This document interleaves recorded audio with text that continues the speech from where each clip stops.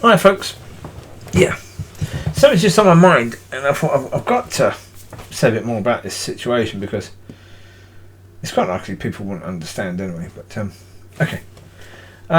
The whole situation of, well, okay, what if what I'm hearing from God, or what if what I'm hearing is God saying that this woman is supposed to be my wife? If that's the case, I can leave it all to him, can't I? Well, if that's the case, I don't need to instigate anything at all, because if it's him, then I need to leave it up to him. Really. Well, I've just had a situation where I stood for 8 months on believing this woman was the one I wrote about in 2010, which I still think she is.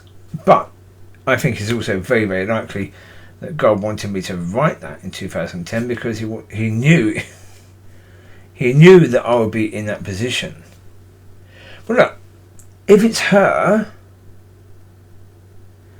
if my wife was supposed to be Mrs. B, and it's still supposed to be Mrs. B, but then in 2010, God knew that, right? So if it's possible God knew that in 2010, is it possible God knew in 2010 that I'd be meeting Mrs. B, that she would come and stand next to me in the church, and it'd be COVID, and she'd be wearing a mask, so I wouldn't really see her face. So it wouldn't be anything about whether I fancy her or not. It would simply be about whether she is, in a lot of ways, what I wrote down in 2010. Yeah. So if he knew that, then would he know that I'd then be standing for 8 months on that? And that at the end of the stand, it wouldn't be about her, but it would be about me, learning to walk as a son.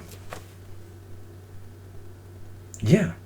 Well, look, if what I wrote about in 2010 was Mrs. B, then, and God told me that, then yeah, it doesn't take a genius to figure out, well, if one could be true, then the other certainly could be true.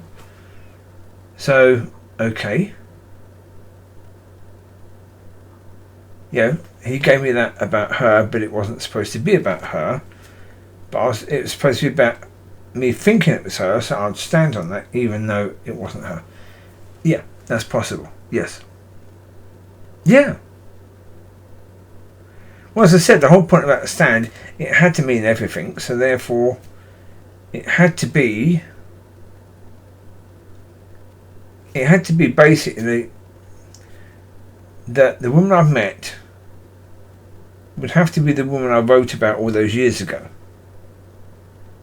because she is now, the one that I believe God made for me and made me for her. Right. Because I wrote about her 11 years earlier, 12 years now, 11 years in. Keep up. And so, yeah. Well, as I say, so therefore, because of that, I've lost train of thought now. What I was talking about, the fact of, if God has told me that a certain woman is supposed to be my wife, God fully understands that I'm not just going to accept that after what happened before. I'm going to test that a bit, aren't I, really? So I'm not going to be, I'm going to be saying, okay, you take care of this one then. Okay. Yeah. So normally, yes, there are things I could do. Yeah. If I wanted that person to talk to me, I could certainly try and engage that person more in a conversation. If I wanted that person to like me, I could do things to try and get that person to like me. Show personality a bit more, and that sort of thing. But if she's not supposed to be my wife, then I don't want to be doing anything to try and give her the impression that she might be. So, no. No. Yeah. That's the point. I mean, to a certain degree, there are other people that, if I see them, would I go over and try to engage with that person in a conversation, give them a hug, whatever? Yeah. But not her. No. Like Paul said, because I said, oh, she doesn't seem to like me. She might come over and hug the person next to me, but she won't.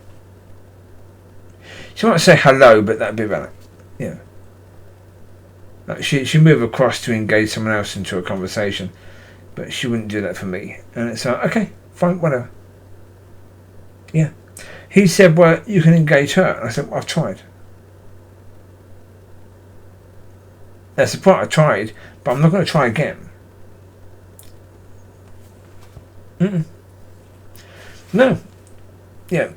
The way that I am is quite simple. You knock on a door. If that door doesn't open, you don't knock again. You walk away. Simple as that. You walk away. Yeah.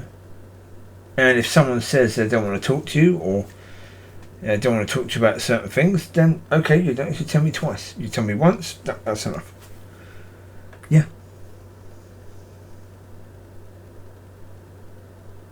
Yeah. So you make an effort to speak to someone, that person doesn't respond. Okay, it's now over to them. They're now the ones who have to now make the effort, because they didn't respond, it's now over to them. If anything's going to move, they have to do it now.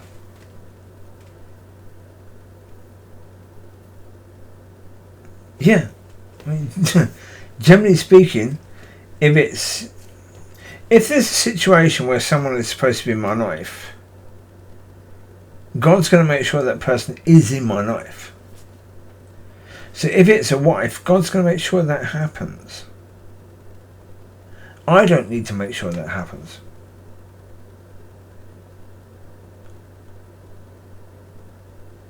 Yeah. Yeah. Well, look, especially if I've already said recently that I've got to get to that point where, at least for a day or two, at least for however long I need to be at that point for, where I am not making decisions, where I am seeking Father as to what I should do with regards to everything.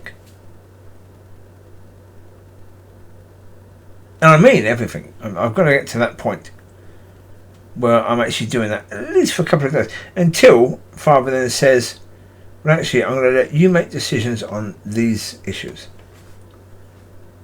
Because I've got to make sure that I've completely given my life to Him. Completely given. Then if He decides to give any parts of that back, then that's His choice. But He's only given me that stuff back because it's His will to do so, not mine. And I have to be responsible with those parts still going according to His will, His ways, and His guidance.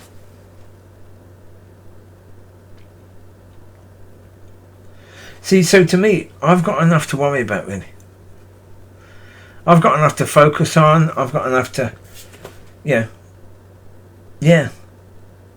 So certainly, at the moment, my relationship with God, focusing on that worship, stuff like that, yeah, very, very much. That takes a lot of my attention right now.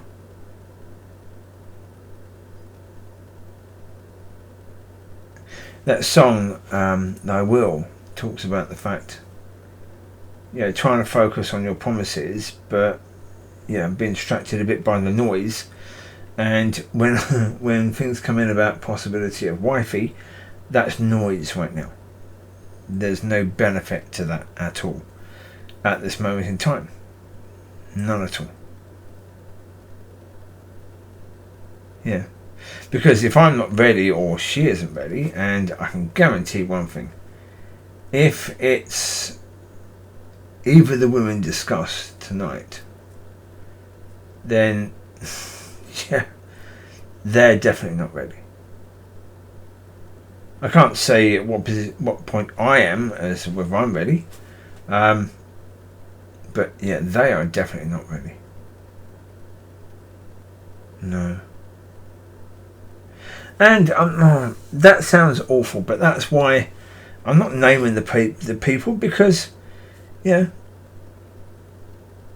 I'm simply saying they're not ready based upon the fact that, you know, if we're going to be as one in all things, then there are certain things at the moment which we do not line up on. And because of that reason, you know, I would say that they're not ready because we don't line up on those things. Yeah. And whether that means diddly, I don't know. I've no idea. No, I've never been in this situation. Have I ever? No, I've never been in a situation where I'm at least reasonably functional. Yeah, believing that I'm.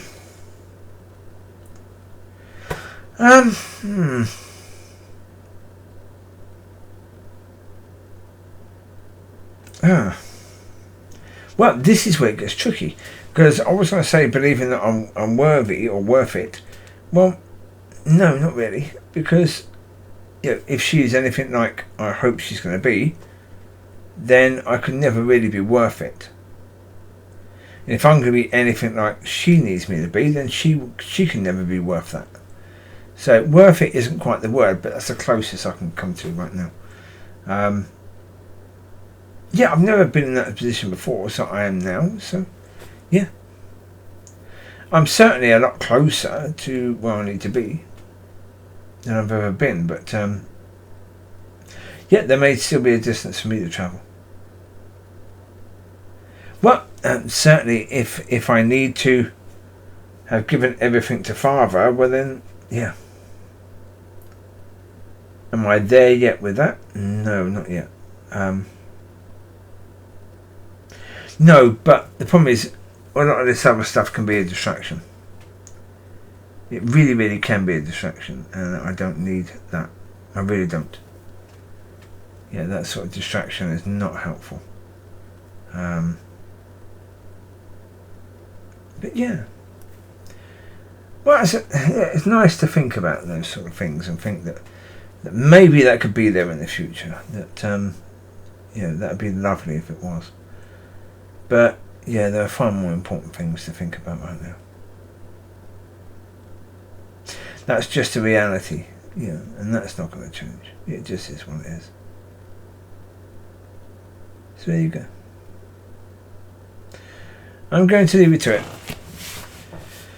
Yeah, I wish you well, and I hope you have a fantastic week ahead, and yeah. Yeah, find ways to develop your relationship with Father. You know, whether that's through praise and worship, through the Word, or through prayer. Certainly prayer. Learn to listen. Yeah, very important. You take care. God bless. I'll speak to you soon. Have a fantastic week.